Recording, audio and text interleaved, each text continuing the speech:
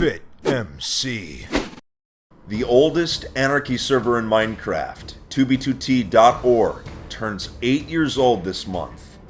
A server well known for having no rules and complete anarchy. Over the years, the server has attracted hundreds of thousands of players. All of them have left their mark in one way or another. My past 2.5 years on YouTube, I focused on telling the stories of many of these players. We've showcased bases, history, and conflict, all in this digital space. 2b2t is only special because of the players that play on it. Today, I will be telling the story of 3 individuals that, until now, have not received the proper recognition for helping to make the server what it is today. Their untold stories will finally be heard. Each of them had a completely different and unique impact on the server, of which no one has been able to replicate. Today, you'll be learning about the man behind some of the largest builds and community projects ever on 2b2t, the deadliest PvPer in the server's history, and finally, the biggest troll to ever step foot on the server, completely changing 2b2t's culture in the process. 3 different players, 3 different experiences. These are the untold stories of 2b2t.org.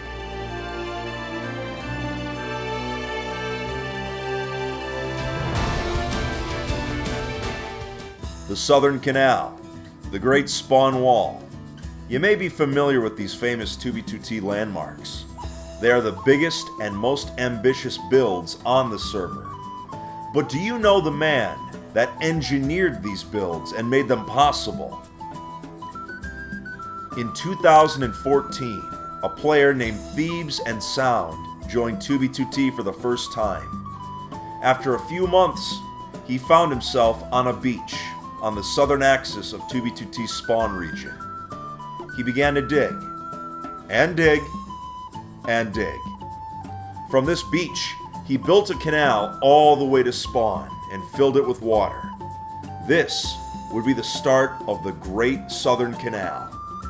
After a few months, Thebes formed the SCC, or the Southern Canal Corps. Several players joined Thebes in the SCC, including Chad DX, Buffer Overflow, Josh Yarnspinner, and Rainy Afternoon. The Southern Canal would go on to become the largest engineering project in server history, and perhaps all of multiplayer Minecraft. When I made my original Southern Canal video 2 years ago, the canal was only 25,000 blocks long. Today, it stretches well beyond 150,000 blocks, thanks to the constant work by the Southern Canal Corps. During the Rusher War of 2016, the canal was used as bait to try and lure in rushers in order to kill them. It was quite successful. Thebes also helped the X-Highway group dig their tunnel all the way to the world border and helped with base operations there. When the Ant Venom invasion happened, Thebes was the man behind the Great Spawn Wall and engineered the entire process. The wall would not have been able to been built if it weren't for Thebes, the greatest engineer in 2b2t history. Thebes still plays to this day, and his infrastructure has had a lasting impact on the server. I'd tell you what he's working on right now, but that would best be saved for its own video. In this day and age, anybody can pick up an end crystal and call themselves a 2b2t PvPer. But in the old days, PvP was far more barbaric, yet strategic. It required management skills, good gear, and for many, a good hack client. But in the golden age of PvP, there was one player that nobody wanted to mess with. A player that had an actual Minecraft PvP background. Someone who had ties to Leafy's here and the old PvP community. Someone that I'm glad that I never had to face. Kingoros, best, God, Kingoros, best, God, Kingoros, best, God, Kingoros, best. I am Kingoros, the PvP god. I have autism, whale 420, neckbeard federal moist salmon. Kingoros. Having legitimate vanilla PvP experience, Kingoros was a force to be reckoned with. While his group affiliations and bases are not fully known, what was known was that getting into a fight with him would spell disaster for you. During the time of the boat murder drama several years ago, Kingoros found himself in a 2 versus 1 encounter with Pop Bob and I Tristan. Having the option to flee or to fight, he chose to fight.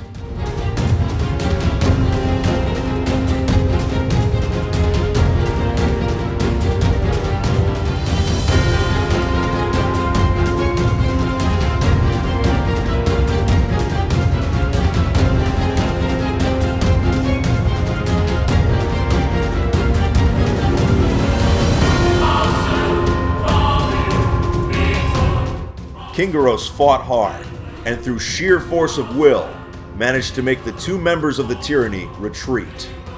While Pop Bob was able to log out, I Tristan was not so lucky. Kingoros fought Pop Bob and I Tristan at the same time and came out victorious. Kingoros would be an on-again, off-again player after this incident. During the Russia War, Kingoros helped popularize bed bombing in the Nether, adapting to the shift in the PvP meta from traditional warfare to explosives-based combat. Kingoros is still around to this day, and his YouTube channel is filled with old 2b2t gems. Now for our final story, I need to tell you a little bit about the culture of 2b2t. 2b2t's culture is known for being one of the most toxic in Minecraft. Uncensored chat and no moderation means that conversations often become a competition to see who can say the most repulsive, offensive, and vile things. One might be thinking, how could you possibly troll people whose sole purpose is to be as offensive as possible? The answer is to go in the opposite direction. The polar opposite. Enter Build Smash, the Minecraft player chosen by God himself, or so he claimed. Build Smash had a reputation as being one of the greatest trolls in 2b2t history. He was so good that to this day, people still question whether he was a troll or an actual person trying to spread Christian values. He would debate players endlessly in public chat, chastising them for their repulsive behavior and attempting to convert them to his values and beliefs. Players would insult him, mock him, and attempt to debunk his claims. But in the process, they didn't realize that their reaction is what Build Smash wanted, and they would get frustrated at Build Smash's seemingly never-ending stream of religious debate. He would often quote Bible verses in chat. He would do this so much that an account, BibleBot, was created to allow instant access to Bible passages.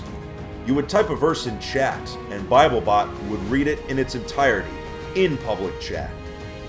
Eventually, players found out that spamming verses from the book Leviticus would actually crash BibleBot. But this didn't stop Build Smash from trying to spread his message.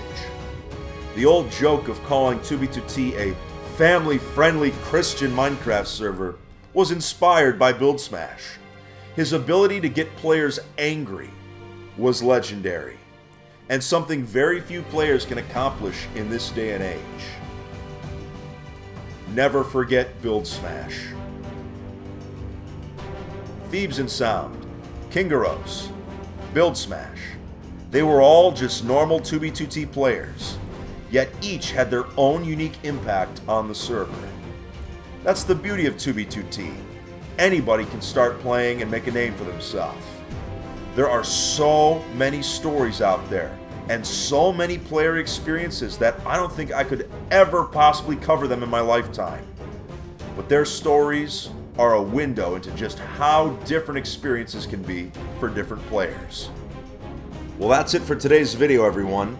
Remember, if you haven't already, Make sure to follow me on Twitter and Instagram, which are in the description of the video. This will be the last 2B2T video of 2018. And what a year it's been on this server. I mean, 2 YouTuber invasions in a single year? Man, we've been busy. But what will happen on 2B2T in 2019? I guess we'll find out, won't we?